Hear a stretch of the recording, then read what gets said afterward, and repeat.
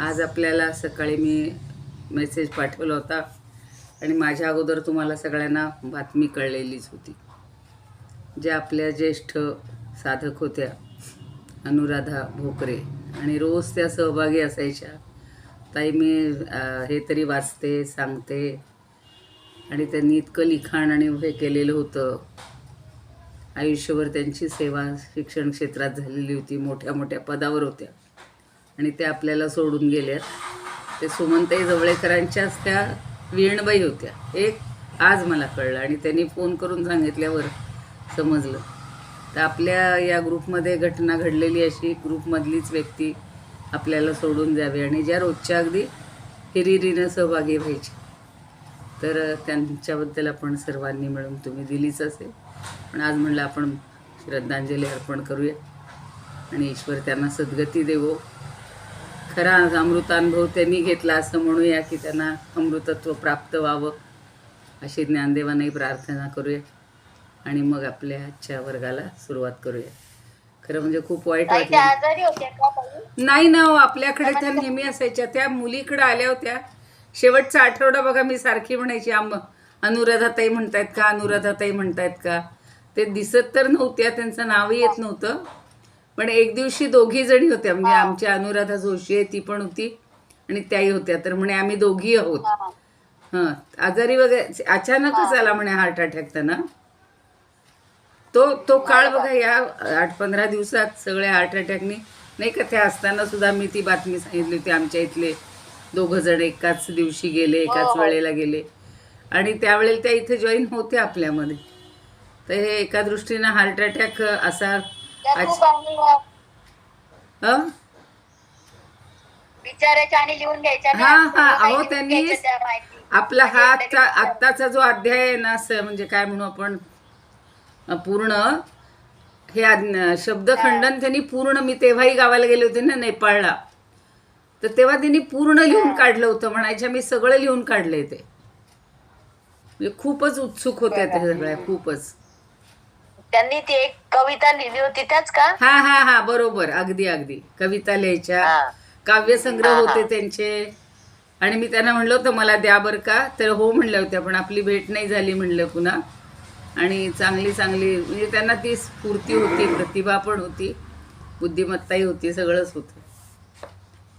त्यांना म्हणायची खूप आवड होती. हा हा, अगदी अगदी. म्हणजे त्या त्यांचा आवाज. हा, आणि खूप अगदी मला तो म्हणजे जवळचाच वाटतो. ते आज त्यांच्याशिवाय वर्गात येणं म्हणजे कस तरीच वाटायला लागलं मला. असू दे. नेपाळला होत्या तेव्हा सगळ्या वर्गात होत्या त्या. हो, नेपाळला होत्या तेव्हा महिनाभर वर्गामध्ये नेहमी असायच्या. हो हो, तेच, अगदी अगदी अगदी. त्यांना सगळंच आवडायचं. हा, नंदाताई घ्या लवकर, मी म्हणू का. फारच उत्साही होत्या त्या. हो, ते सगळ्यांच्या वतीनं त्यांना शांती मिळू देत हीच प्रार्थना. सत्संगात होत. हा, सत्संगात होतात शेवटपर्यंत. हो हो, अगदी अगदी, प्रश्नच नाही. आणि कधी होतं का शेवटी हार्ट अटॅक आला. आहेत का सुमनताई जवळेकर? त्यांचा अभ्यास खूप चांगला होता. खूप खूप आहे. हा, अभ्यास खूप होता त्यांचा, खूप होता सगळ्या. आणि सुमनताई आहेत ना, सुमनताई सांगतील ना त्यांच्या. सांगा सांगा जरा सुमनताई पुन्हा. हो, अहो त्या माझ्या वीणबाई आहे आणि त्यांनी नाशिकला त्यांची मोठी मुलगी 8-10 दिवसापूर्वी त्या नाशिकला गेल्या मुलीकडे राहायला. कारण त्यांची जावई नाहीये, मुलगी सर्व्हिस करते आणि नातू इंजिनियर झालेला आहे, जॉब करतो. म्हणून ते 8-10 दिवस तिथं राहायला गेले तिच्याकडं. तर तिने आग्रह करून थोडं अजून ठेवून घेतलं. तर त्यांना शनिवारी 8:30 नंतर एकदा अस्वस्थ व्हायला झालं कसं तरी.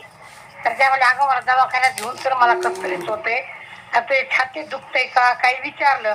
त्यामुळे तसं काही वाटत नाही, पण मला चैन पडत नाही, अस्वस्थ झाल्यासारखं घाबरल्यासारखं होतंय. म्हणून दवाखान्यात नेलं. दवाखान्यात डॉक्टरनं पाहिलं, तपासलं आणि ते म्हणाले की त्या गेल्या. म्हणजे एकदम शॉक बसल्यासारखं त्या मुलीला. कोणीच नाही घरामध्ये, ती आणि तिचा मुलगा आणि एक मुलगी असते. आणि मग तिनं सगळ्यांना फोन केला. त्यांची जी नंबर 3 ची शेवटची मुलगी आहे ती माझी सून आहे, माझ्या मोठ्या मुलाची बायको आहे ती. त्या विनबाई आहेत माझ्या. हा, तर मग तिने असा फोन केल्यानंतर माझा मुलगा ते मुंबईलाच होते. माझ्या नातीला बेंगलोरला सोडवायला जायचं होतं जॉबसाठी. ती इंजिनियर झालेली आहे, तिची निवड झाली, मग ती तिकडे जाणार होते. पण रस्त्यात तुझी बातमी कळली, पाऊस हायवेला खूप अडकले पावसामध्ये, ते ट्रॅफिक मध्ये. त्याच्यानंतर येऊन ताबडतोब चुकून तिकडं ते आंबेजोगाईला गेले. रविवारी सकाळी ते 8 वाजता पोहोचले जाऊ तिथे. आणि मग त्या दिवशी त्यांचं सगळं अंत्यविधी वगैरे झाला. त्यांचे सगळे नातेवाईक अंत्यविधी शिकला झाला का त्यांचा? नाही, नाही, आंबेजोगाईला. अरे बापरे, बर बर. आणि त्यांचे मिस्टर? त्यांचे मिस्टर आंबेजोगाईला होते, तर त्या मुलीकडे गेल्या होत्या. मुलगा आंबेजोगाईला, सून आंबेजोगाईला. आणि त्यामध्ये मी 8 दिवस तिच्याकडे जाऊन राहून येते. तिचं नाव अंजली आहे. आणि अंजूकडे जाऊन राहून दिले 15 दिवस. म्हणून त्या नाशिकला गेल्या होत्या. आणि अचानक तिचं हे असं झालं.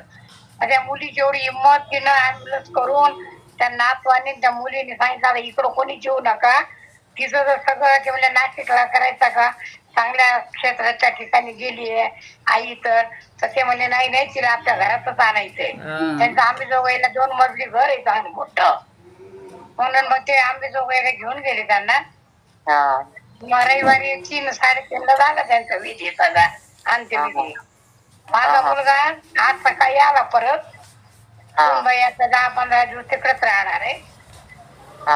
आंबेजोगाईला कुठे राहायच्या काय कल्पना आहे का? हा, त्यांच्या देवीच्या अलीकडेच आहे कॉलनी त्यांची. अच्छा, बरोबर. कॉलनी काहीतरी आहे, त्या कॉलनी मध्ये राहायच्या त्या. अच्छा, बर बर. देवीच्या तिथं योगेश्वरी देवी. हा, नाही, इतके दिवस आधी क्लासमध्ये असं कधी आपल्याला वेळ होत नाही ना बोलायला. दोघी वेणी होत्या. याई म्हणतात नेहमी श्लोक वगैरे सगळं ओव्या, त्याही प्रार्थना आहे ते त्याही म्हणायच्या. मला ते शिवथर गळला वाचलं मी. अनुराधा ते भोकळे म्हटलं यांचं नाव तर आपल्याला म्हटलं अमृतानुभवच्या तिथे वाटतंय म्हटलं काहीतरी. हो, बरोबर आहे. अच्छा, तिकडं पण ऐकलं का? तर ते मला इतकं आता आपल्या ग्रुप मधल्याच फार कसं तरी वाटलं.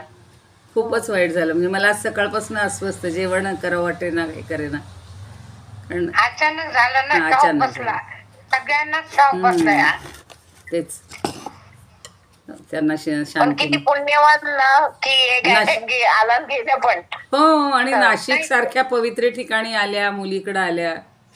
खरं म्हणजे त्याच्यापूर्वी त्यांना एक अटॅक आला होता, त्याला 6-7 वर्ष झाली. आणि तो नॉर्मल होता, एवढं हे नव्हतं अटॅकचं काही. बरोबर आहे. ताबडतोब लातूरला वगैरे नेलं, तेव्हा ते आंबेजोगाईलाच होत्या. त्याला लातूरला नेलं, ऍडमिट केलं 4 दिवस.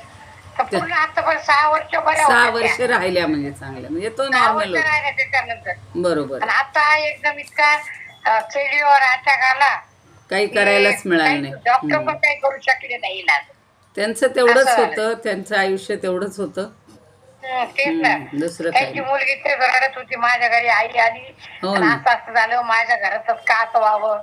मी म्हटलं अगं जिचं लिहिलंय मरण त्याच ठिकाणी बरोबर मृत्यू. आणि उलट भाग्यवान ती मुलगी की तिचं म्हणजे एवढं आईवर प्रेम आईचं मुलीवर असतंच, पण म्हणजे उलट अशा अर्थानं भाग्यवान म्हणजे की तिला शेवटचं सगळं करायला मिळालं, तिकडपर्यंत नेलं.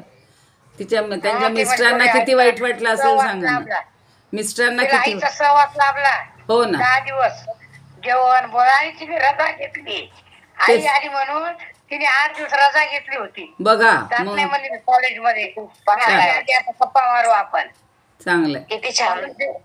काल मला सांगत होती सगळं, काकू असं झालं तसं झालं. तिचा फोन असेल ना, त्यांच्या मुलीचा फोन असेल ना तुमच्याकडे?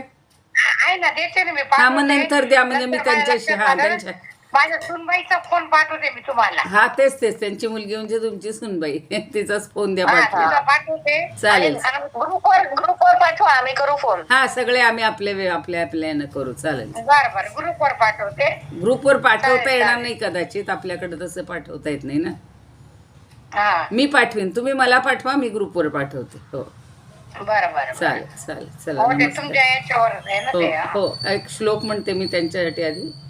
ओम पूर्णमद पूर्णमिदं पूर्णमिदं पूर्णात् पूर्णात् पूर्णमुदच्यते मुदच्यते पूर्णस्य पूर्णमादाय पूर्ण पूर्णमेवावशिष्यते. ओम शांती शांती शांती शांती. शांती शांती. चला प्रार्थना म्हणूया ज्ञानदेवांची.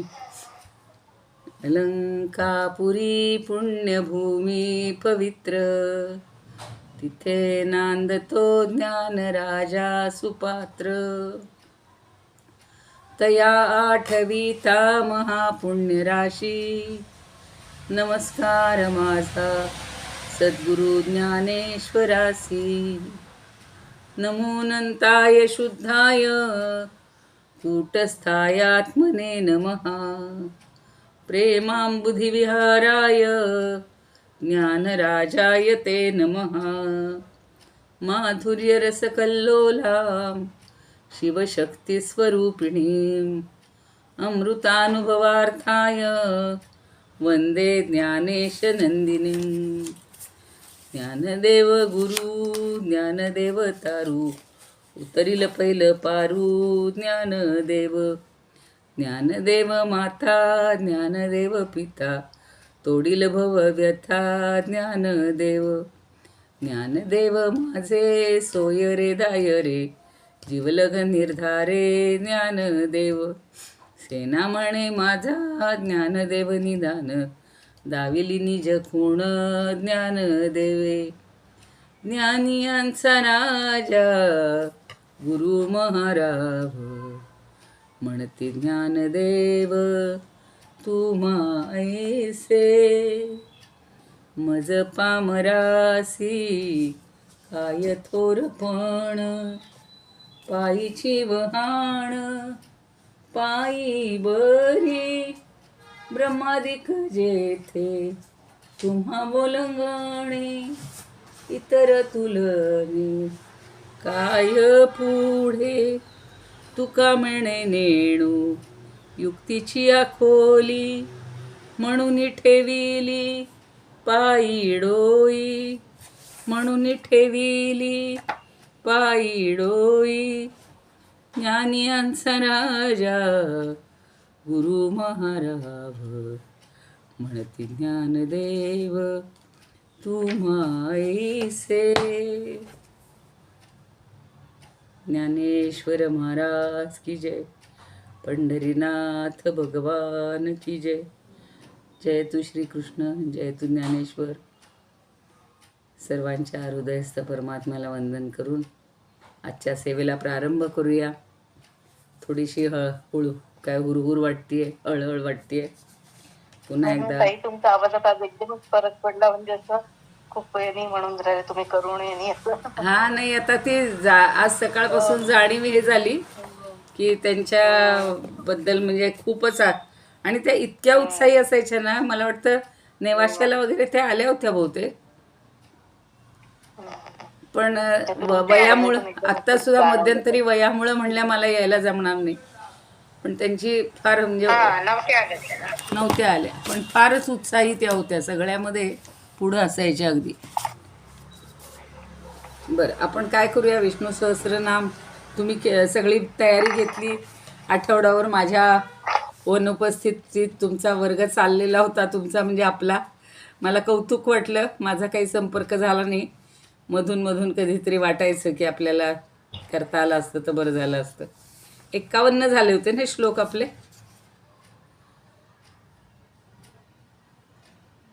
सोपं. हां हां, आणि तुमचं काय काय झालं थोडक्यात सांगा मग. कितीपर्यंत झाली तुमची पुनरावृत्ती? तुम्ही तर सांगते, तुम्ही तर आहेत का किंवा नंदाताई? 22 पर्यंत झालीच, 22-23 पर्यंत. बर बर, ठीक आहे, ठीक हो. आहे, चालेल. अमृतानुभवाचे 25 श्लोक पर्यंत घेतलेले. हां हां, ठीक आहे. आणि विष्णू आणि विष्णू सहस्रनामाचे रोज आम्ही 4 श्लोक घ्यायचो हो. आणि त्याचा अर्थ सुनीताताई सांगायच्या. अरे वा, बर बर बर, छान. प्रत्येक शब्दाचा अर्थ हो त्या का? सांगायच्या. अरे वा, सुंदर. म्हणजे पुनरावृत्ती चांगली झाली तुमची. बर बर, पुनरावृत्ती झाली चांगली. छान. झाले ना ते जवळपास 30 झाले ना. 18 श्लोक झाले ते. बर बर, ठीक. वेद्यो वैद्य सदा योगी. हा, तिथपर्यंत झाले का? तिथपर्यंत झाले. बर बर, ठीक. आता आता चालेल. आता आपण आपल्या नेहमीच्या याला सुरू करूया. 51वा झाला होता ना? हो झाला होता. हा, म्हणा एकदा. शहर होत चालले आता. हा, एकदा म्हणा 51वा म्हणा कोणीतरी. मर्दीर वृद्ध वृद्धात्मा महाक्षो गरुड ध्वजा अतुल शरभो भीम समयज्ञो हवीर हरी. बर. सुरुवात पद्मनाभो रवींद्राक्षपासून ताई. हा, हो हो श्लोकाची सुरुवात पद्मनाभो बरोबर. हा चुकून झालं ते बरोबर आहे. पद्मनाभो त्यातला? रवींद्राक्ष पद्म गर्भ शरीर वृद्ध मर्दीर वृद्ध वृद्धात्मा महाक्षो गरुड ध्वजा. तर हे सॉरी ते चुकून म्हणल्या गेलं. नाही, असू दे असू दे, काही हरकत नाही. त्यातला तुमचा हे आकडा आहे का कोणाकडे? नावाचा आपले 300 काहीतरी पर्यंत आलो होतो ना आपण. माझ्या हा काय?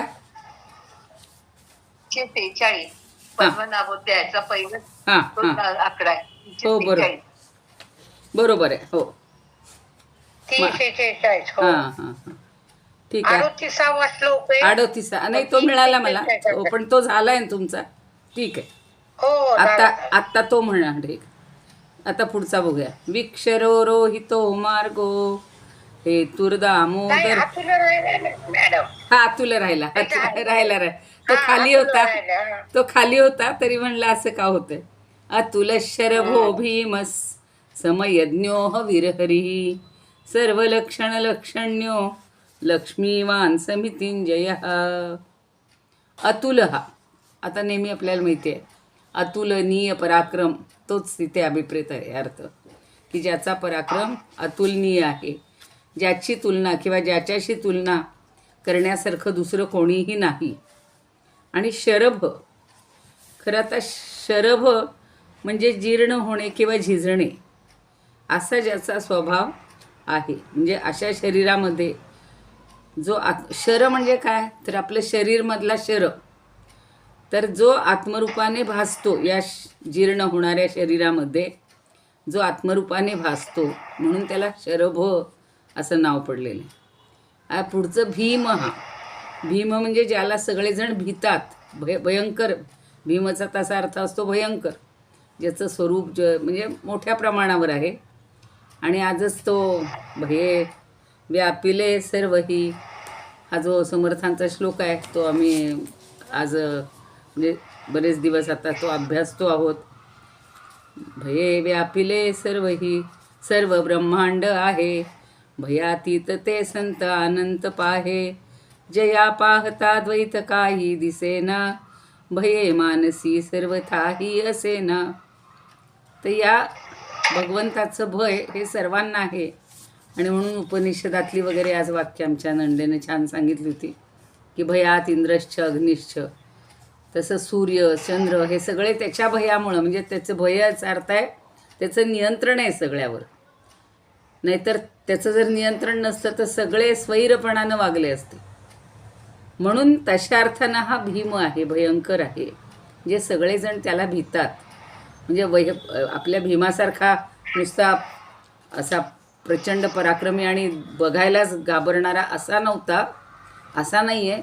तर ज्याचा धाक सगळ्यांना वाटतो. आपण अधर्मानं वागलो, काही झालं की आपल्या मनात बघा, बिनधास्त जरी लोक करत असले तरी त्यांच्या मनात थोडं भय राहतंच ना, की बाबा भगवंताचं भय. आणि म्हणून तशा अर्थानं भय ज्याला वाटतं सगळ्यांना, असा तो भीम आहे. पुढचा आहे समयज्ञ.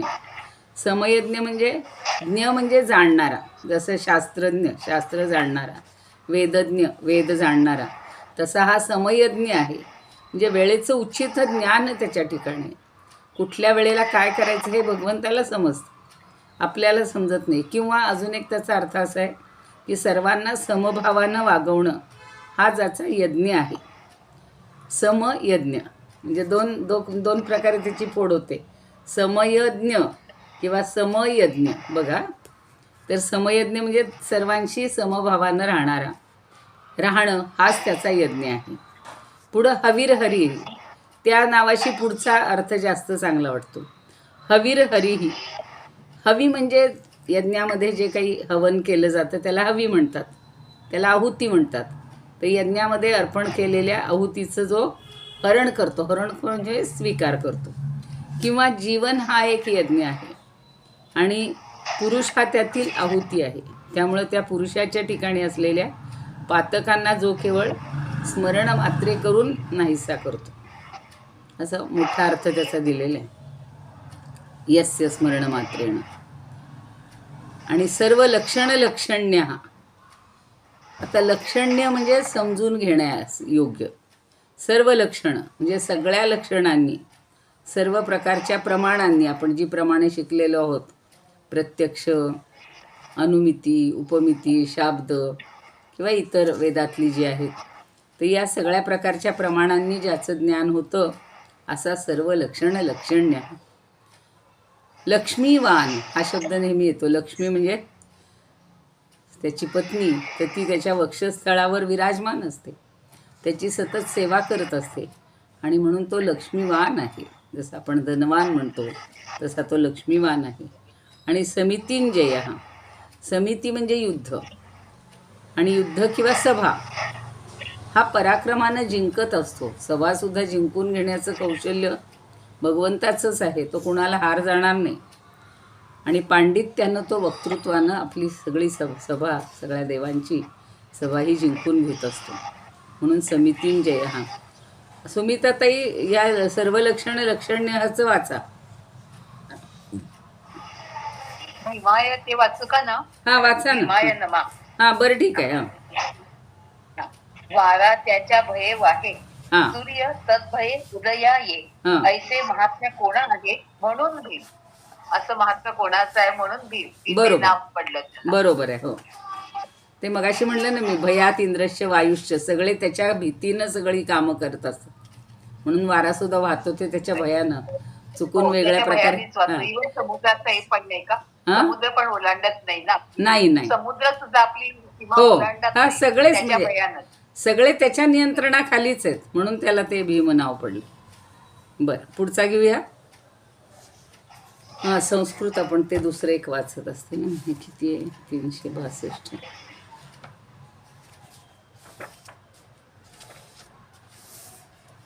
ते हवीर हरीचं एकदा ते जीवनाचं सांगा ना. ते हो, सांगते सांग. लिहायचं मला तर. सांगते. जीवन हा यज्ञ आहे आणि त्याच्यानंतर तुम्ही काहीतरी सांगितलं ते सुटलं माझं. हो, सांगते. आपण यज्ञामध्ये जो हवी अर्पण करतो, म्हणजे जी आहुती अर्पण करतो ती हरण करणारा, असा एक अर्थ. किंवा जीवन हा एक यज्ञ आहे आणि त्यामुळं पुरुष हा त्यातील आहुती आहे, जीवनरूपी यज्ञातला. त्यामुळं त्या पुरुषाच्या ठिकाणी असलेल्या पातकांना जो केवळ स्मरण मात्रे करून नाही सकतो. प्रकृती पुरुष ही जी आहे ना संकल्पना, त्यातला पुरुष, आणि त्या पुरुषाच्या ठिकाणी जी काही पातकं घडत असतील तो केवळ स्मरण मात्रे करून नाहीसा करतो. म्हणून त्याला हवीर हरी असं म्हटलं. समजलं? खूप छान दिलेलं आहे. समजलं होतं, फक्त लिहिण्याच्या दृष्टीने नाही, असू दे ना, काय हरकत. खूपच छान सांगितलं. हो ना. त्याचं मी जरा सांगणार होते. हवीर हरी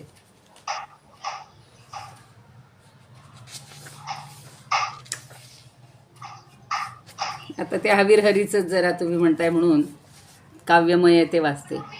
स्मरण मात्रे भक्तांची जो पापे हरण करी. आता ही त्यांनी छान वेगळं दिले. म्हणून त्याला स्मरती सारे नामाने या हरी. यज्ञामधल्या आहुतीचे प्रेमे ग्रहण करी.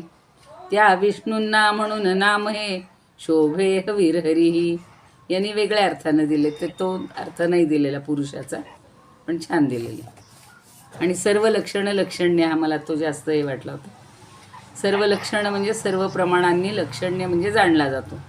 सर्व प्रमाणांनी जाणला जाई जो भगवंत, म्हणून त्याला सर्व लक्षणं असे म्हणती ज्ञानवंत. साधन असो कोणतेही, प्रभू असे भक्ती प्रामाण्य. श्री विष्णूंना म्हणून नाम हे सर्व लक्षण लक्षण्य. छान आहे.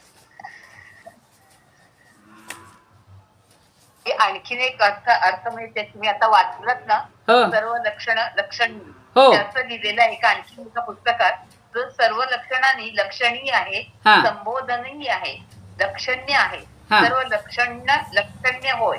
हा. सहस्रनामे ही नारायणाचं सर्व गुणांवरून लक्षणावरून संबोधली गेली आहेत, म्हणून तो सर्व लक्षण लक्षण्य. हा, बरोबर. छान आहे, छान आहे. त्याच्यावर बरोबर आहे.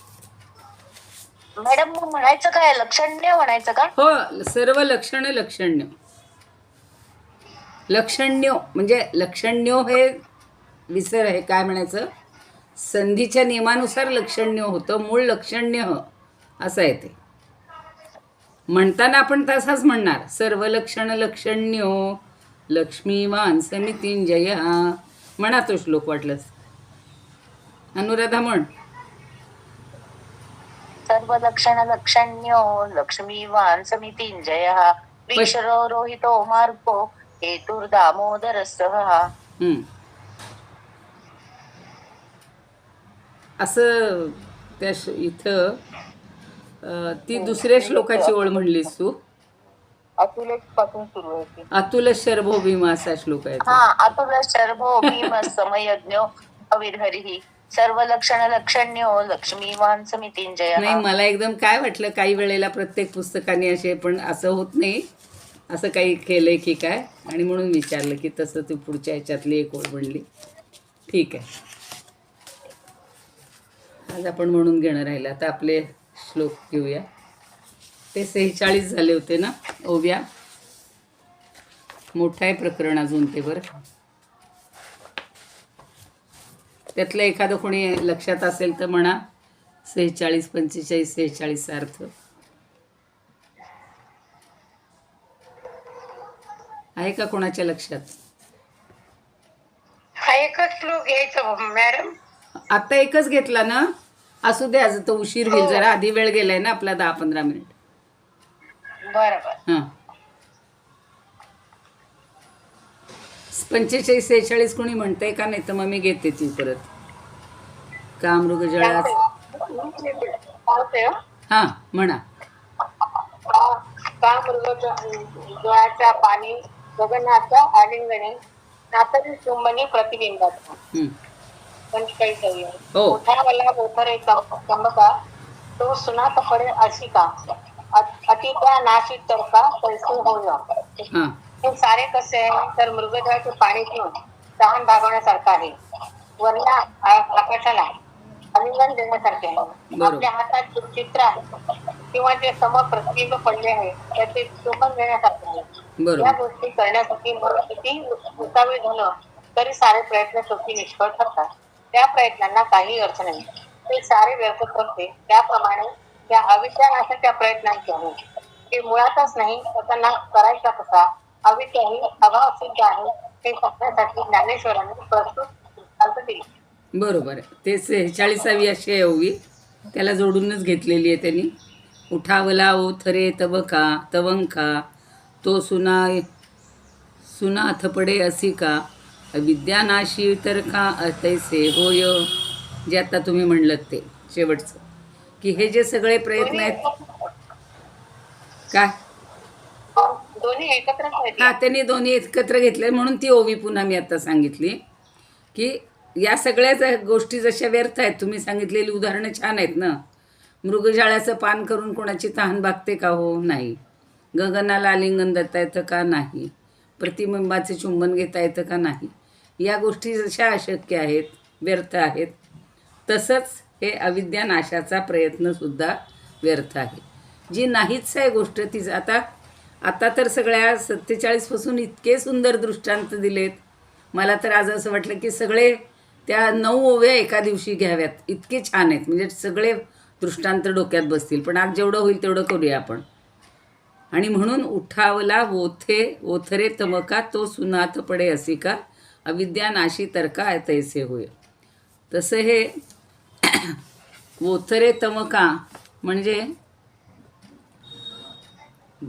हा जो मनामध्ये उठलेली अविद्या आहे तर तिचा नाश करावा असं जरी अंतःकरणात इच्छा झाली, नाहीसा होतो म्हणजे नाहीसा करावा असं जरी वाटलं तरीसुद्धा ती आपल्याला करू शकत नाही. किंवा अविद्या नाशाच्या कामी शब्दाची स्थिती तशी होते, पूर्णपणे व्यर्थ होते. अविद्या नाशी तर्का तैसे होय.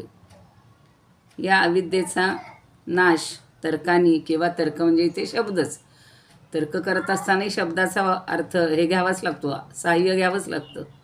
तर या अविद्या नाशाच्या कामी या शब्दाची तशी अवस्था होते.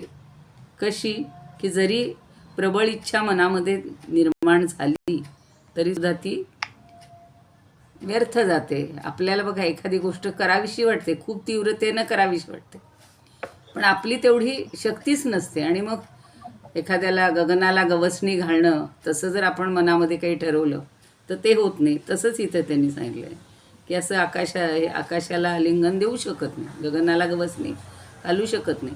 तशीच ही अविद्या शब्दाच्या तर्फे किंवा शब्दाच्या वतीनं, शब्दाच्या मार्गानं नष्ट होऊ शकत नाही. म्हणजे शब्दाची स्थिती अशी काय म्हणू आपण, अगदी असहाय्य म्हणूया किंवा दुर्बल अशी होते. आता ही अविद्या असूनही अशी अविद्या आहे की जिचा नाश करता येत नाही. पण प्रत्येकाच्या मनामध्ये अशी इच्छा होते किंवा ज्याच्या मनामध्ये अशी इच्छा होते की ही अविद्या नाश करावी.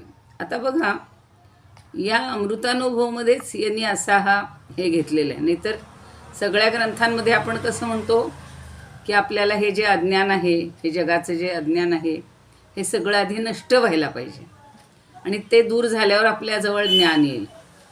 पण ज्ञानाच्या बाबतीत अविद्या किंवा अज्ञान हे नाहीच आहे. आपण ते शोधण्याचा प्रयत्न करतोय किंवा ते दूर करण्याचा प्रयत्न करतो. तर ते दूर करणं हे कसं उपहासात्मक आहे असं आता 47 ते जवळजवळ 53-54 ओव्यापर्यंत त्यांनी छान सांगितलेलं आहे. इतकं छान आहे बघा. आता पुढच्या ओवीपासून पाहूया. 1-2-3 ओव्या मी वाचते. ऐसी अविद्या नासावी, वाहेल जो जीवी, तेणे साली काढावी आकाशाची. आता ऐसी अविद्या म्हणजे अशा प्रकारची जी अविद्या आहे, नासावी म्हणजे नष्ट करावी, म्हणजे संपवावी. वाहेल जो जीवी, वाहेल म्हणजे वाटेल, अशा ज्याच्या जीवाला वाटेल किंवा असं ज्याला वाटेल त्यानं काय करावं, कल्पना काय केली बघा, तर तेणे साली काढावी आकाशाची. आकाशाची साल काढल्याप्रमाणे आहे. म्हणजे ज्याच्या मनात अशी अविद्येचा नाश करावा असं येईल तर त्याची गोष्ट कशी आहे, तर आकाशाची साल काढावी असं ठरवल्याप्रमाणे आहे. म्हणजे आपल्याला हे आकाशाचं आवरण आहे, हे आपण जर असं काढून टाकलं तर आत काय आहे ते आपल्याला दिसेल, पलीकडं काय आहे हे दिसेल, अशी कल्पना आहे. तर हे किती अशक्य. मग अशी आकाशाला आलिंगन द्यावे म्हणलं, आता म्हणतात आकाशाची साल काढण्यासारखं आहे. केळीची साल काढणं ठीक आहे, आपण बटाट्याची साली काढतो, भाज्यांच्या ज्या ज्या गोष्टींच्या साली काढायच्या त्या काढतो, पण आकाशाची साल काढणं शक्य आहे का हो? तर अशी ही कल्पना केली. म्हणजे जो त्या अविद्येचा नाश करायचा म्हणतो तर त्याची ही अशी अवस्था आहे की आकाशाची साल काढण्यासारखी त्याची व्यर्थ खटपट आहे. असं प्रत्येक ओवीत छान त्यांनी दृष्टांत चांगले दिलेले आहेत.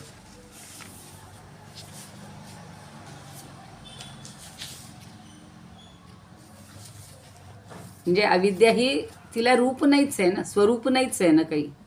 आणि हे जर सिद्ध झालं तर तिचा शब्दांनी नाश कसा होणार आहे, तर तो होऊ शकत नाही. मागे जी उदाहरणं पाहिली होती तशी की सावलीवर प्रहार, अजून पुढे देतात ही सगळी उदाहरणं, किंवा सावलीवर प्रहार करण्यासारखं आहे, मृगजळाचा आस्वाद घेण्यासारखं आहे. या अविद्येचा नाश व्हावा असं अजून ज्याच्या मनात येत असेल त्यानं वरच्या आकाशाची जणू काही साल प्रथम काढावी. हे कधीतरी शक्य आहे का? तो एक हास्यास्पद प्रयत्न होईल आणि आपल्याच सावलीला कडेवर घेण्यासारखं ते आहे. आता पुढची ओवी बघूया. 1 2 3 छान आहे तो दृष्टांत, ते पाहूयात. पुढची पण छान आहे दृष्ट बघा. तेणे शेळी गळा दुहावी, गुडघा वास पहावी, वाळवोनी काचरी करावी सांज वेळेची. आता शेळी गळा दुहावी. शेळीच्या इथे स्तन असतात, अजास्तन म्हणतात. ते असे नुसते स्तनासारखा त्याचा आकार असतो. तर ती दुहावी म्हणजे त्याचं दोहन करावं, म्हणजे त्याची धार काढावी. असं आहे का हो? हे शक्य आहे का? म्हणजे शेळीच्या अजास्तनाचे किंवा गळ्यातील स्तनांचं दूध काढावं हे शक्य आहे का? ते होईल का? शक्य नाही. तसं गुडघा वास पहावी. आणि वास म्हणजे वाट, गुडघा म्हणजे गुडघ्याने. आपण म्हणता ना तुझा मेंदू गुडघ्यात आहे, असं काही काही जण म्हणतात बघा, काहींना उद्देशून. किंवा गुडघ्यानी पाहता येतं का? गुडघ्याला डोळे आहेत का? पण गुडघा वास पहावी म्हणजे गुडघ्यानं वाट पाहावी, किंवा गुडघ्यानं एखादी गोष्ट गुडघ्यांच्या डोळ्यांनी, वास म्हणजे वाट म्हणजे मार्ग, तर गुडघ्यांच्या डोळ्यांनी मार्ग पाहावा, अशी ही अवस्था आहे. आणि अजून एक उदाहरण देतात. वाळवोनी काचरी करावी सांज वेळेची. काचऱ्या करणं आपल्याला सगळ्यांना माहिती आहे ना. काचऱ्याची भाजी करतात ना, बटाट्याच्या काचऱ्या, वांग्याची काचरी करून म्हणजे कापून कापून त्याची भाजी करतात. किंवा काल आम्ही आता तिकडे, तुम्ही कुणी असाल आंध्रामधले जाणकार, तर तिकडे अशा सगळ्याच्या, काल त्यांनी भेंडी अशी तळून काचऱ्या करून, भेंडी तळून कुरकुरीत अशी त्याला तिखट मीठ लावून वाढलेली होती. त्याला काचऱ्या करणं म्हणतात. मग अशी याच्या काचऱ्या करता येतील का? वाळवणी काचरी करावी सांज वेळेची. सांज वेळेची म्हणजे संध्याकाळच्या वेळेची. तर संध्याकाळच्या वेळेची ही जणू काही काचऱ्या करून तळून बिळून काढता येईल का? अशा ह्या सगळ्या अशक्य गोष्टी कराव्यात, त्याप्रमाणे ही अविद्या नाशावी असं जो ठरवत असेल त्याचे हे असे प्रयत्न आहेत की अशक्य गोष्टी करायला तो लागलेला आहे. आणि तो म्हणजे मुख्य म्हणजे शब्द. शब्दाच्या तर्फे हे काहीही आपल्याला करता येणार नाही. इतके छान आहेत बघा कल्पना, समजून घेऊ आपण. अजून डिटेल वाटलंच तर उद्या बघू. पुढची बघा. या जर 2 3 कळल्या असतील तर. जांभई वाटू निरसू, तेणे काढावा बहुवसू, कालवुनी आळसू, मोदळा पाजावा. जांभई आहे ना, आपल्याला जांभई येते कधी कधी झोप आल्यानंतर, तर तिला वाटायचं, तिचा रस काढायचा. तेणे काढावा बहुवसू, पुष्कळ प्रमाणात काढावा. जांभई म्हणजे आळस म्हणायचं. तर आळस कालवून आणि तो काय करायचा, नाही जांभई वाटायची, तिचा पुष्कळ रस काढायचा आणि त्याच्यात काय कालवायचं, कालवुनी आळसू मोदळा पाजावा. आळस म्हणजे आळसू म्हणजे आळशाला, आळसाला आळसामध्ये तो कालवायचा. आणि मोदळा, तुम्ही मोदळा हा शब्द, हा नुसता मोदळा आहे म्हणतो आपण, तर मोदळा म्हणजे काय, ते 2 3 अर्थ सांगितलेले आहेत. एक, ज्याला मुख नाही असा मृत्तिकेचा चित्र आहे नुसतं, म्हणजे मातीचा नुसता असा गोळा म्हणतो तसा, किंवा काहींनी त्याला लाकडाचा ठोकळा म्हटले. तर त्या लाकडाच्या ठोकळ्याला किंवा मातीच्या मोदळ्याला, गोळ्याला तो रस पाजता येईल का? मुखच नाही आहे. मुख नसलेल्या त्या म्हणजे मोदळ्याला हा रस पाजायचा. आधी काय करायचे, जांभई वाटायची, त्याचा भरपूर रस काढायचा, तो आळसामध्ये मिसळायचा. ज्ञानदेवांच्या कल्पना वैभवाला खरंच सांगते, अक्षरशः साष्टांग नमस्कार घालावा की त्यांनी कसे ह्या कल्पना काढलेल्या आहेत सगळ्या. तर त्यासारखं हे अज्ञानाचं किंवा अविद्येचा नाश करणं हे या सगळ्या गोष्टीसारखं. एक तर आधी जांभई कधी वाटता येणार नाही, म्हणजे अतिशयोक्ती अलंकार म्हणतात ना, तुम्हाला आठवत असेल आपण शिकलेलं आहे. आधीचं मरकट तशातही मद्यप आला, पण तो मरकट वगैरे तरी खरा आहे. आता हे सगळ्या अशक्य गोष्टी आहेत, म्हणजे ज्या अस्तित्वातच नाही आहेत. जांभई आहे, पण जांभईचा रस काढणं शक्य आहे का? नाही. आणि तो भरपूर प्रमाणात काढला, बहुवसू काढावा, पुष्कळ प्रमाणात काढावा, तो आळसामध्ये मिसळावा, म्हणजे आळस आला. जांभई कधी येते? आळस आल्यानंतरच येते. येते आळसात तो मिसळायचा आणि एखाद्या मोदळ्याला पाजायचं. अशी ही अवस्था आहे. अवस्था ही काय म्हणू आपण, अज्ञान किंवा अविद्या नष्ट करणं. असं जो म्हणतो की मी हे सगळं नष्ट करीन, तर त्या शब्दाची ही अशी अवस्था आहे. समजले? दृष्टांत आवडत आहेत, याच्यात काही फार समजून देण्यासारखं नाही वाटत आहे, म्हणून म्हणलं एक 4-5 तरी ते घ्यावेत. ज्ञानदेव म्हणतात की आपण जी जांभई देतो ती जांभई वाटून त्यातून रस काढायचा, त्यात महामूर माळूस म्हणजे पुष्कळ प्रमाणात आळस कालवून शरीररूपी चिखलाच्या गोळ्याला तो पाजावा. पण ते शरीररूपी चिखलाचा गोळा ज्याला मुखच नसेल तर तो कसा पाजणार? आता ही जांभईसारखी आळसातून निर्माण झालेली अरूप क्रिया किंवा तिचा रस तरी कसा काढणार, आणि तो रस पुन्हा आळसात कसा भिजवणार, आणि त्याचा गोळा कसा करणार, आणि तो धडाला जर शिरच नाही, ज्याला शिर नाही अशा धडाला किंवा त्या लाकडाच्या किंवा मातीच्या त्याला रस कसा पाजणार? आता यांनी धडाला म्हणजे शरीर काय म्हणू आपण, मस्तक नसलेलं अशा शरीराला तुम्ही कसा तो रस पाजणार? तर या सगळ्या अशक्य गोष्टी आहेत.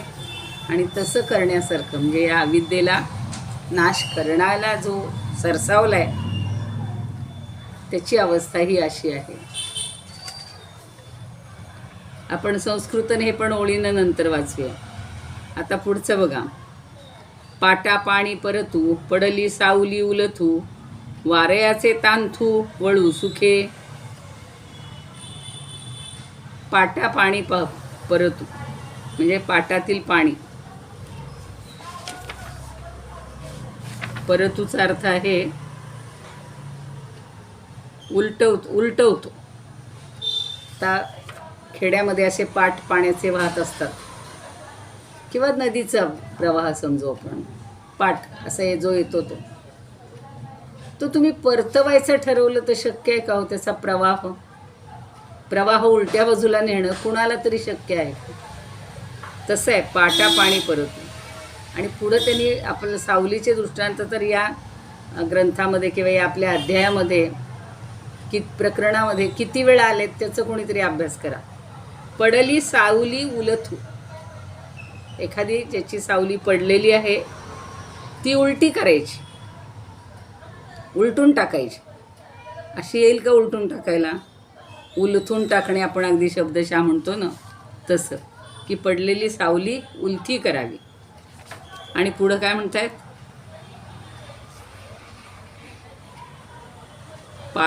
पाटा पाणी परतू, पडली सावली उलथू, वारयाचे तांथू वळू सुटे. वारयाचे म्हणजे वाऱ्याचे, आणि तांथू म्हणजे तंतू.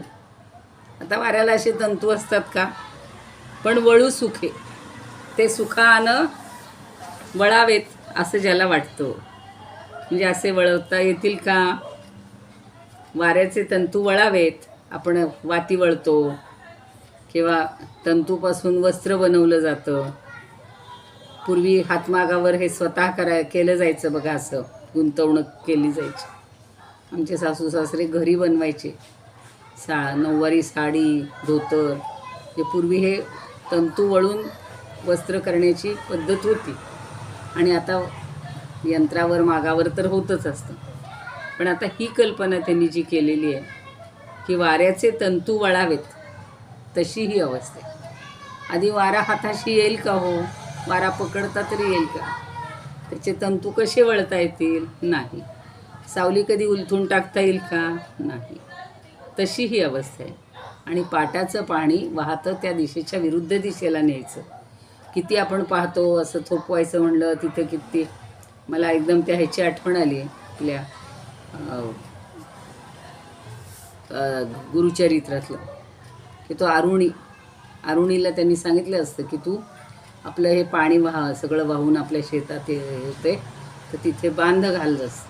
म्हणून त्याने किती दगड टाकले तरी ते पाणी अडवण्याला त्या दिशेला सुद्धा त्याला अशक्य झालं. शेवटी तो स्वतः आडवा झाला. अर्थात त्याची गुरूंवरची श्रद्धा होती आणि म्हणून त्याच्यावर गुरु धौम्य ऋषी ते सगळे खुश झाले आणि नंतर त्यांनी त्याला उठवलेलं आहे तिथून आणि तो त्या परीक्षेमध्ये पास झाला. पण त्याच्या विरुद्ध दिशेला पाणी नाही म्हणलं असतं तर त्याला कधीच शक्य झालं नसतं. त्यानं त्याचा फक्त बांध घालण्याचा, आपणही तेच करू शकतो, अडवू शकतो, पण उलट्या दिशेला कोणीही नेऊ शकणार नाही. तर ह्या सगळ्या अशक्य गोष्टी जशा घडणार नाहीत तशी ही अविद्या नष्ट होणार नाही. कारण ती अविद्या अस्तित्वात नाहीच आहे.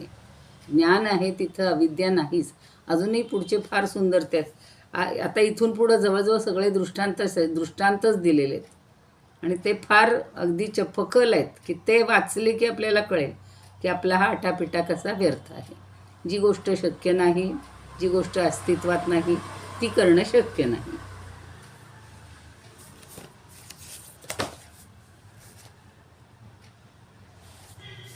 आता बघा पुढचं पण छान आहे. तो बागुला ते मारू, प्रतिबिंब खोळे भरू, तळहातीचे विंचरू केस सुखे. आता बागुलबुवा आपल्याला माहिती आहे, बरोबर आहे, तिथंच आली आहे ना. बागुला ते मारू, प्रतिबिंब खोळे भरू. खोळी म्हणजे खोळीमध्ये किंवा आपल्या ओटीमध्ये. त्या बागुलाला मारू शकतो का? जो बागुलबुवा अस्तित्वातच नसतो. आपण लहान मुलाला नेहमी फसवून सांगतो की अरे तिथे बागुलबुवा आहे बरं का, तू तिथे जाऊ नकोस.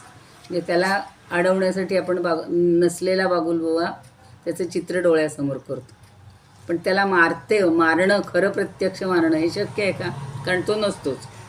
तसं प्रतिबिंब खोळे भरू, प्रतिबिंबाला खोळीमध्ये किंवा आपल्या ओटीमध्ये भरणं हे तरी शक्य आहे का? तेही शक्य नाही. आणि पुढचं सांगितलं त्यांनी, तळहातीचे केस विंचरू. तळहातीचे विंचरू केस सुखे, कुणाच्याही तळहाताला केस नाहीत. देवानी निर्मितीच अशी छान केली की मृदू मुलायम सगळं त्याला सौंदर्य दिलेलं आहे. आपण म्हणून हस्तकमल, चरणकमल हे का म्हटलं जाते? तर तिथे तळपायाला पण आपल्या केस नसतात, तळहाताला पण केस नसतात. तर या तळहातीचे केस एखादा म्हणाल मी विंचरून काढतो, तुझी वेणी घालतो, तर ते शक्य आहे का?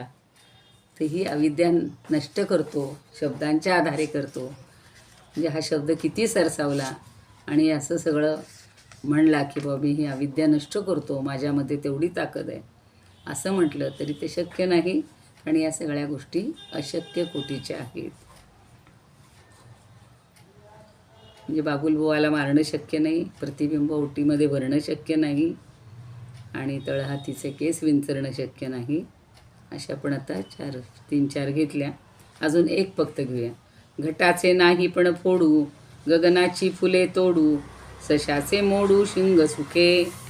आपण सशाचं शिंग वगैरे हे मागे उदाहरण पाहिलेलं होतं की कधीच जी गोष्ट शक्य नाही आहे, अस्तित्वातच नाही आहे,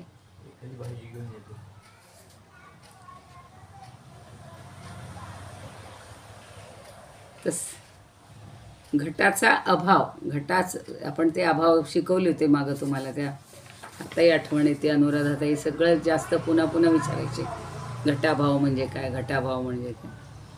तर घटाचा अभाव हा नसतोच. तर घटाचे नाही पण फोडू, तो अभाव तुम्ही फोडून टाकू शकतो का?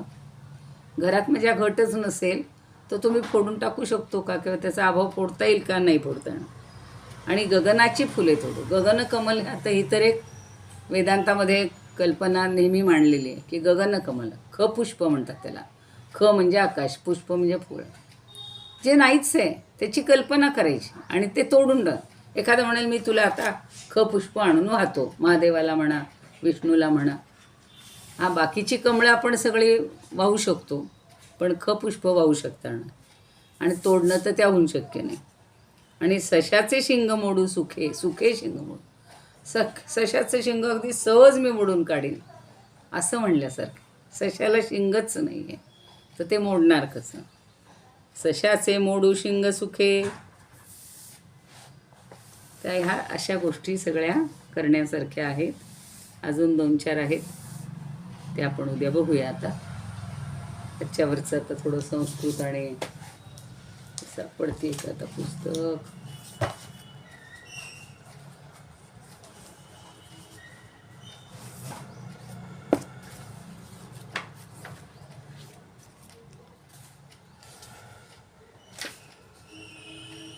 46 पासून घेतलं ना आपण. वृथैव स्यात् तत्रापि स्यात् तथात्रापि यविद्यानाशनं ध्रुवं प्रवृत्तस्य तर्कस्य वेगशून्यत्वमाप्नुयात्. त्याच्या आधीचे बघूया. व्यर्थं मृगांबुजः पानं गगनालिंगनं वृथा. त्या ताईंनी वाचलं होतं. चुंबनं प्रतिबिंबस्य तद्वत्तर्कविचेष्टितं. मृगजाळाचं कधी पान करता येणार नाही, गगनाला आलिंगन देता येणार नाही आणि प्रतिबिंबाला चुंबन देता येणार नाही. तसंच वृथैव स्यात् तथा अत्रापि. वृथा म्हणजे वृथा, व्यर्थ. स्यात् म्हणजे होईल. तथा तथा अत्रापि यविद्यानाशनं ध्रुवम. या अविद्येचा नाश करणं हे त्याप्रमाणे सगळं फुकट आहे, व्यर्थ आहे. प्रवृत्तस्य हि तर्कस्य वेगशून्यत्वमाप्नुयात्. एखादा तर्क अविद्येनं अगदी कितीही प्रवृत्त झाला तरीसुद्धा त्याची अवस्था अशी होणार आहे. अविद्येचा नाश करणाऱ्यासाठी जो प्रवृत्त होईल त्याची कशी अवस्था होईल ते आत्ताच्या आपण ऐकलेल्या ओव्यांपासून पाहायचं. अविद्येयं नाशनीया इति यो भावयेत् यदि तेन बुद्धिमता युक्ता निष्कास्या गगनत्वचा. त्वचा म्हणजे ते आवरण. गगनाची साल काढावी म्हणलंय ना, तर ते साल काढावी तशी ही अविद्या नाश करावी असं म्हणणं आहे. अविद्येयं नाशनीया इति यो भावयेत् यदि तेन बुद्धिमता युक्त्या निष्कास्या गगनस्त्वचा. तर अगदी बुद्धिमान किती असला आणि म्हणाल नाही तुम्हाला नाही जमत, मी काढून दाखवतो, असे 100 लोक येतील समजा, की अगदी विद्वानातले विद्वान येतील, थांबा म्हणतील, तुम्हाला नाही, माझ्याकडं जादू आहे किंवा मी प्रयत्न करून काढू शकतो, असा कोणीही काढू शकणार नाही. तसं आजा म्हणजे शेळीचं. गलेजा दुह्यतां तेन जानुनेत्रेण दृश्यतां शुष्कयित्वा संधिवेलां कुर्यात काचरिकां च सहा. त्या काचरी शब्द त्यांनी काचरिकाच केला बरं का संस्कृतमध्ये. गले म्हणजे गळ्याला, अजा म्हणजे अजाच्या, शेळीच्या. गलेजा दुह्यतां त्यानं शेळीच्या गळाचं दोहन करावं. जानुनेत्रेण दृश्यतां किंवा गुडघ्याच्या डोळ्यांनी पाहावं. शुष्कयित्वा संधिवेलां त्या संध्याकाळची जी वेळ आहे तिला वाळवायचं. कुर्यात काचरिकांचसा आणि त्याची काचरिका करावी किंवा तेन जृंभा प्रेषणीया निष्पीड्य तद्रसम कालयित्वा लसेनेव पाययेत गोलकं मुदहा. जृंभा पेशनिया म्हणजे आपण घोटून रस काढतो ना तसं.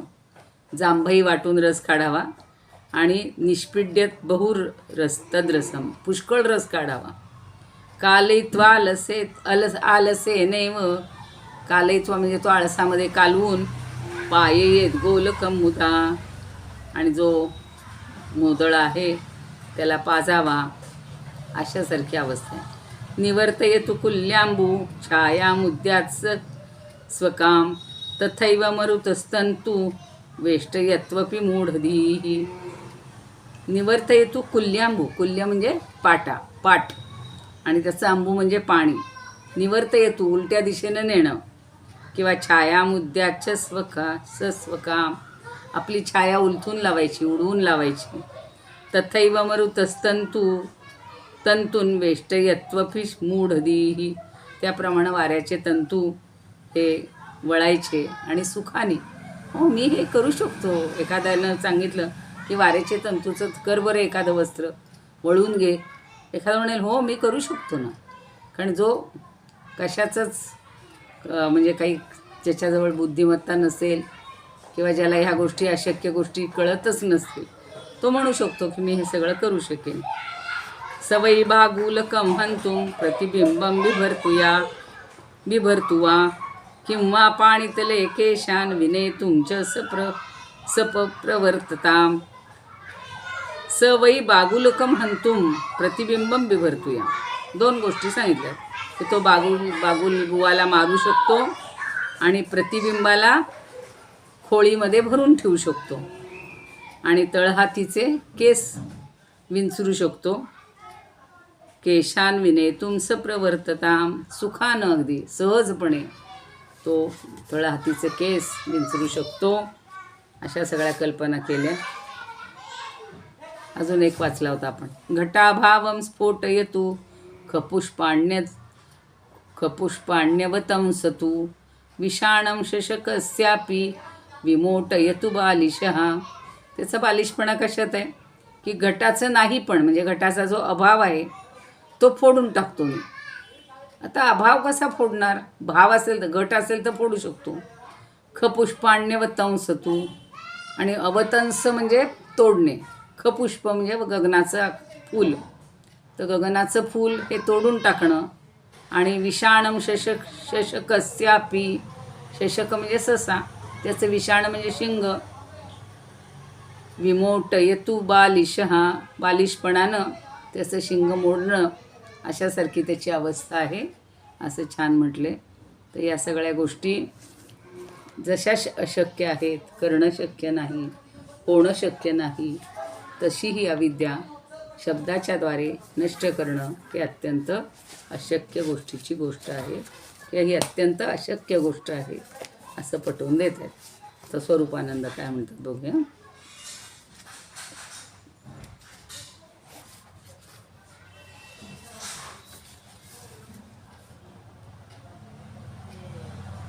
किंवा मृगजळ करावे प्राशन, द्यावे आलिंगन आकाशासी, किंवा प्रतिबिंबा चुंबावे म्हणून, जरी झाले मन उतावेळ.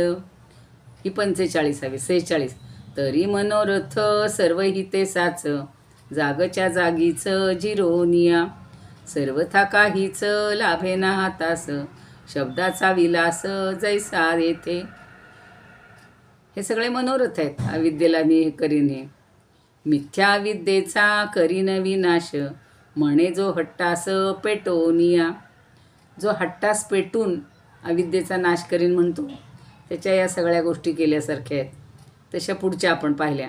तेणे आकाशासी काढावे सोलून, अजागलस्तन दोहावे की, करोनिया तेणे गुडघ्यांची दृष्टी, पहावया सृष्टी प्रवर्तावे. गुडघ्याच्या डोळ्यांनी ही सृष्टी पाहता येईल का कधी.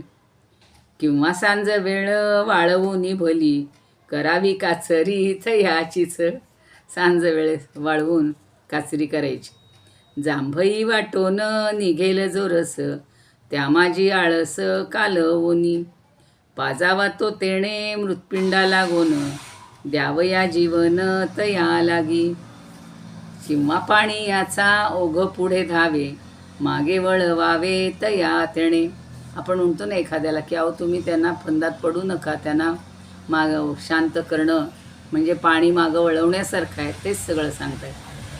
नातरी टाकावी छाया उलथोन, बळावे बंधन बळावे बंधन पवनाचे. किंवा बागुलाचा करावा निपात, भरावे झोळीत प्रतिबिंब. बागुलाचा निपात करावा, झोळीत प्रतिबिंब पकडावं. किंवा तळ हाती नाहीत जे केस, ते तो सावकाश विंचरावे. किंवा घटाभाव टाकावा फोडून, खपुष्पे खुडोन घ्यावी तेणे. तैसे ससे याचे शिंगाते धरून, सुखे तो मोडोन टाकावे की. आपले 51पर्यंत झाले. याच्यातलं अन्यही ज्येष्ठांचं श्रेष्ठांचं म्हणणं असेल ते उद्या आपण पाहूया. पण कल्पना लक्षात यावी आणि ह्या सगळ्या गोष्टी कशा अशक्य आहेत तसं आपण शक्य करायला जातो तर ते करू नये एवढंच ज्ञानदेवना माऊलींना सांगायचं आहे. आरती प्रार्थना म्हणूया. इदमुपकर्तुं भुवनमण्डलं समुदितमिव भास्करं सादरं वन्दे ज्ञानेश्वरं. त्रिभुवनमाता भगवद्गीता लोकमंगला लोकविश्रुता लोकहितं संततं ध्यायता येन ज्ञानेश्वरी विरचिता श्रुत्वा प्राकृतगिरं सादरं वन्दे ज्ञानेश्वरम् गीताशास्त्रं क्वाम्बुधिकल्पं नवन्तदीयं वयःक्वचाल्पं विषय्यविपदां भ्रात्यमनल्पं वाग्यज्ञेन च येन भूषितं सरस्वतीमन्दिरं सादरं वन्दे ज्ञानेश्वरं सादरं वन्दे ज्ञानेश्वरं यत्र शारदा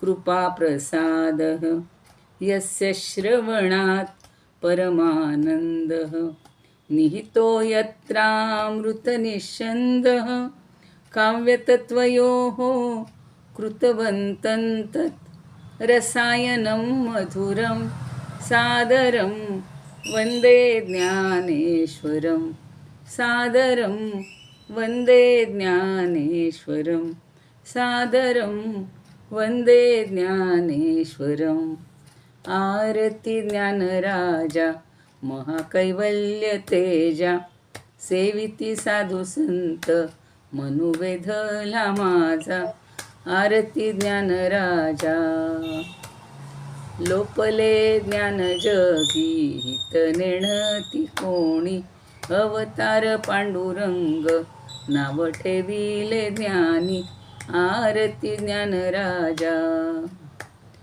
कनकाचे ताट करी उभ्या गोपिका नारी नारद तुंबरू हो सामगायन करी आरती ज्ञानराजा प्रगट गुह्य बोले विश्वब्रह्मची केले रामा जनार्दनी पायी मस्तक ठेविले आरती ज्ञानराजा महाकैवल्य तेजा सेविती साधू संत मनुवेधला माझा आरती ज्ञानराजा ज्ञानेश्वर महाराज की जय पंढरीनाथ भगवान की जय जय तू श्रीकृष्ण जय तू ज्ञानेश्वर माऊली ज्ञानदेवांना पंढरीनाथांना निवृत्ती सोपान मुक्ताबाई सर्वांना ही सेवा अर्पण करूया आणि आपल्या सर्वांच्या हृदयस्थ परमात्म्याला अर्पण करून आजच्या वाणीला पूर्ण नाही अर्धविराम स्वल्पविराम देऊया. धन्यवाद.